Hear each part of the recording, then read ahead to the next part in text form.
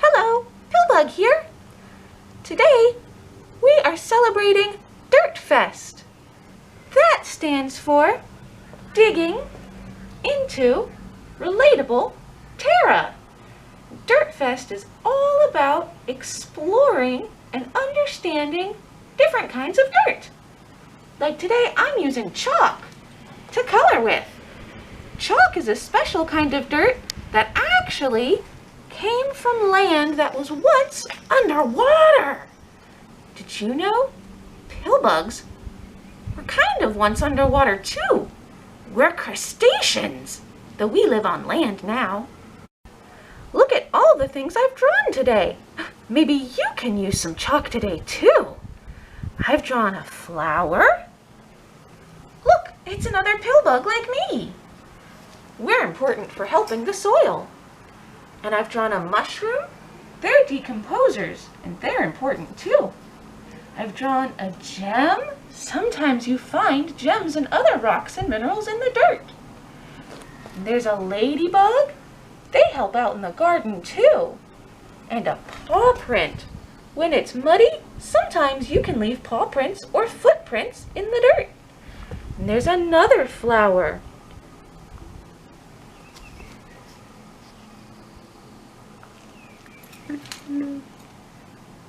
Blue. Ready, set, and go. I'm using some mineral face paints and makeup today. Most of them contain calcium carbonate, or if they're shiny, they often contain some mica. All of these things come from the earth. It's fun to paint and play. Did you know you can paint with dirt? When you mix it with water, it's called mud, and it makes a cool paint. Look at these down here. They look like rocks, don't they? They're actually compacted mud. Special kind that's called ochre. Did you see a bunch of different colors? There's reds, yellows, oranges, and browns. Ochre happens when iron oxidizes in the soil. You get yellow ochre. Do you see a yellow? When iron oxidizes with limonite. You get red ochre. Can you find a red? When iron oxidizes with hematite. We're going to see if we can paint just a little bit today. I'm going to use this stick I found because I don't have a paintbrush on me. I'm going to get my stick a little bit wet and I'm going to mix it into some dirt on the ground. This works best if you can pre-mix your paint or your mud and your water. We'll see what we can get to happen. Can I make a mark? A little bit. Let's try more water. Can I make another mark? I can. I've got some squiggles. What can you draw with mud? I think I'm gonna try and turn this into a caterpillar. Make some eyes. I'll make it go whoop. Oh my goodness. I've got a silly caterpillar started. Do you think if I add some wings, I could turn it into a butterfly? One wing. Two wings. Let's see if I can add two more. Oh, and maybe some antenna. Oh, I like it. And butterflies have 6 legs. There's my butterfly. What did you draw? So, what is dirt or soil? Most people use the words interchangeably. They mean the same thing. It's this stuff down here, right? It's the ground. But some people, like soil scientists, have a special definition for soil. Soil scientist might also be called a biogeochemist. What a cool word! Now, when a soil scientist talks about soil, what they mean is many layers of living and non-living things built up. And it shows the history of the ground under our feet. All 6 of them. Or you might have two. So soil, if it's this layers of history of minerals and decaying matter and living things, then what's dirt? Well, dirt is the same stuff as soil that gets moved around so it doesn't show the history. Like the dirt on a shoe. Can you see the little bit of dirt there? That's dirt, because it moved from its layers. This right here is still going to be soil. It's still in its natural layers. Okay. So what makes up healthy soil or dirt? What is good ground under our feet for things to live in? Well, it needs a combination of things. There'll be mineral fragments, like bits of stone or rock. There'll be humus, which is organic material, like, well, roots and decaying leaves and bugs. There's also some air mixed in and water. Lots of different living things, like worms. All of this allows the support of growth and vegetation. Here's some of our pillbug buddies. See how they crawl around? We're crustaceans, but we live on the land. Another important type of dirt is compost. Here's our compost bin. We started this back in February, and we put 3 different things in the compost. If you look on the far side, there was banana in there. It's completely gone. In the middle, we did paper towel. You can still see some down there. It's not all the way decomposed yet. Closest to me, we had a cupcake. Can you see the hole where the cupcake used to be? Not at all. Well, if you look at the bottom of our composter, you can see some neat designs that are important to composting. I see a seed and roots. There's an earthworm, an ant. Hey, is that a roly-poly? It looks just like me. All of those things are important for decomposition, breaking things down. Decomposers, like roly-polies and worms and mushrooms, we're all really important. We help take waste and turn it into nutrients for other creatures.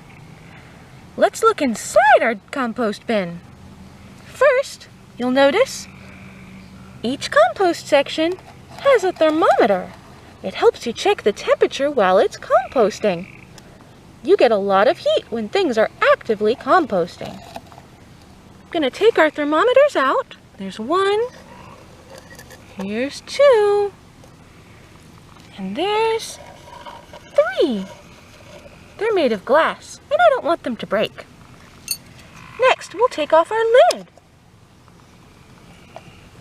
The dirt looks pretty damp. There's a lot of moisture in there. Should we dig down to see if we can find any evidence? Let's see where the banana was. Looks just like dirt. I can't find any traces of the banana. It's completely decomposed. Now our paper's pretty far down in there.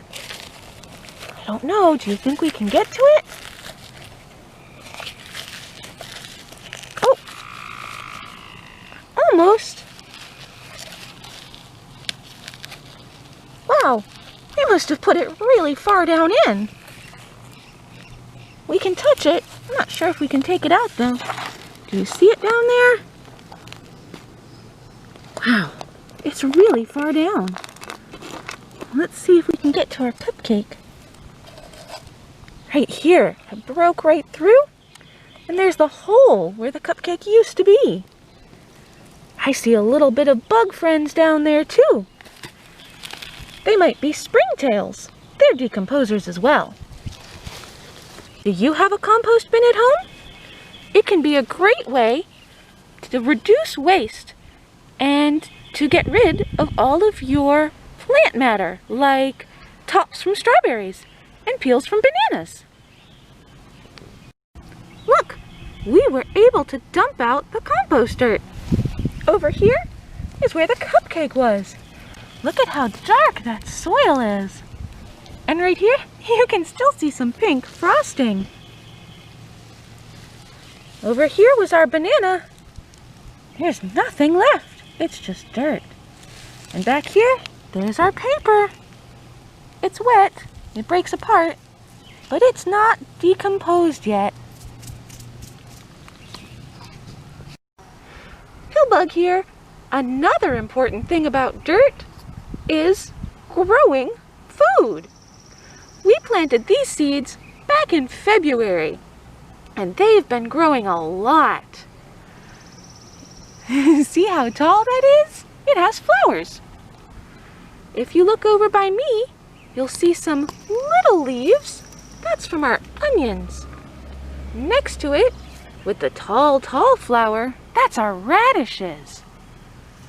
And on the very end, those are carrots. Now we have a root blind up so that the roots aren't exposed to too much light. But let's see what it looks like when we take the root blind away.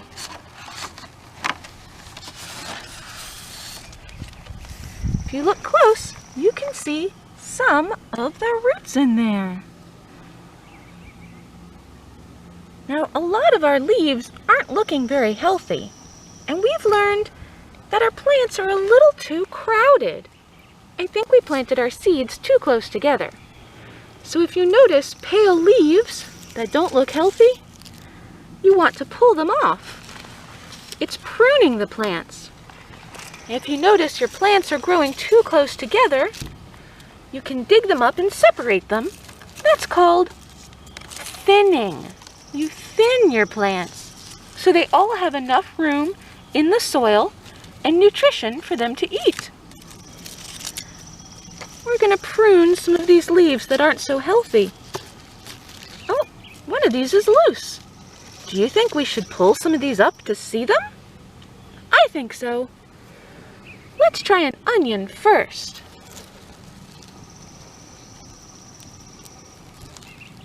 Oh, it doesn't want to let go. There we go. Our onions are pretty small. Do you see the rounded bulb and the long white roots? The rounded bulb part is a bit you usually eat. And sometimes people eat the green leaves too. Did you know you can grow food in dirt? I think that's amazing. I'm going to place my onion down so we can look at one of the radishes. Can you look in close under those leaves? Look at those radishes coming up out of the dirt. Normally that part of the root likes to grow under the dirt, but I think because ours were crowded, they kind of came up and out. Let's see if we can take a closer look. Oh, they are holding tight. I think all their roots got twisted together. Wow, look at that. It pulled up a lot of dirt with it. We actually have 2 radish plants here. One of them has a big radish bulb, and the other one doesn't have any bulb at all. I wonder why. It's a good question to research. Gonna put our radishes down. See the white root and the red bulb? I think it's so cool that they have different colors. Let's see how our carrots look. Look in close under those leaves. Do you see a little bit of carrot tops coming out? They don't look quite the same as the ones I get at the grocery store. Let's see if we can pull one up. Hello, little carrot. Oh my, look at it. It's like a grocery store carrot, but much smaller. It's got a dark orange color down near the bottom and one long taproot. And it's a paler color where it was above the ground. Remember we said we had a root blind on earlier? That's because the roots don't like to be above the ground. They don't grow as well. They grow better under the soil, not exposed to light. Have you tried growing anything today? Are we recording? Do you like playing in the dirt? I love to. I love to feel the texture of dirt in my hands. It's a lot of fun. And you can build mud pies and sand castles and make clay sculptures, depending on the kind of dirt you have. Dirt's amazing. And did you know? Playing in dirt is good for your immune system too. It does. It helps you build up immunities to different diseases.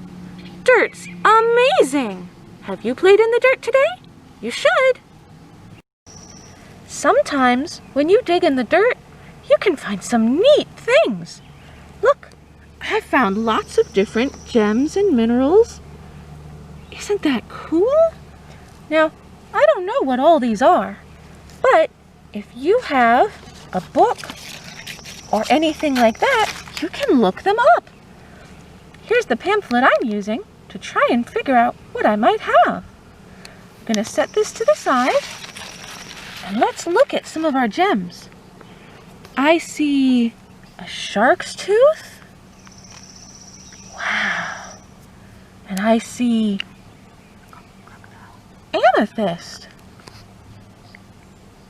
Oh, beautiful purple. I see... You know what? If we look at our page here, I see crocodile tooth. Maybe that's what it is. Whoa! See, that's why it's so good to have a sheet to help you identify. I have two really light little stones. I think these are pumice stones. Can you see that? Pumice. We saw our purple amethyst and our crocodile tooth. Oh, here's another one. That looks more like a shark's tooth. I see... this one might be rhodonite. Do you see it on there? Rhodonite. It's got the pink tones in it. This looks like an optical calcite. It's really neat. Can you see it on the sheet? Wow. Oh, there's more.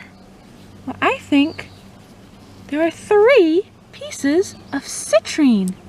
Citrine has that beautiful yellow color. Do you see the citrine?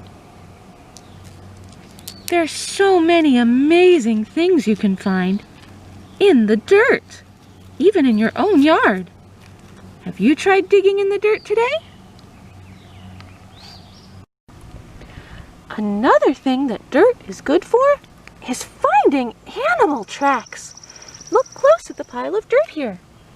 Can you see the deer tracks? I have a card to show off what they look like. Look back at the dirt. Can you see that shape in there? That's right. Right here. There it is.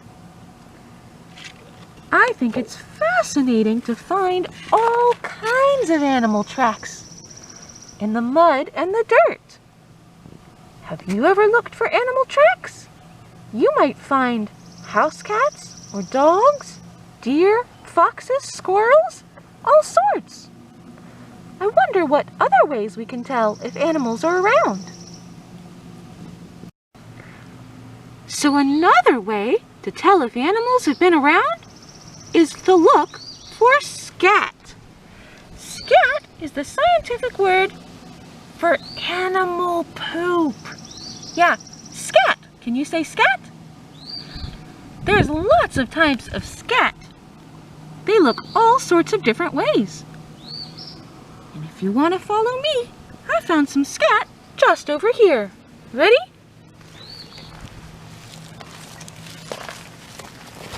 Look! Do you see those little ovally tic-tac shapes? Those look like white-tailed deer poop. Scat. I found a replica scat of cottontail. Look at that. Cottontail's a kind of rabbit. Their scat is much more round, like Cocoa Puffs. Look at it next to the white-tailed deer scat. Do you see the different shapes? White-tailed deer is long like a tic-tac, and cottontail is round like a Cocoa Puff. Oh, look over there. I think I see something else. Look at that. Do you see this scat? It looks like fox scat. And it looks kind of furry. I think it might have eaten a small rodent like a mouse. Oh, I see something else. Well, let's go take a look. Just down here. It looks like kind of big scat. Wow, that's pretty huge. This scat would be from a black bear. It's awfully big. It looks a little bit like dog scat, but it's gonna have more nuts and seeds and berries in it. That is some pretty huge scat.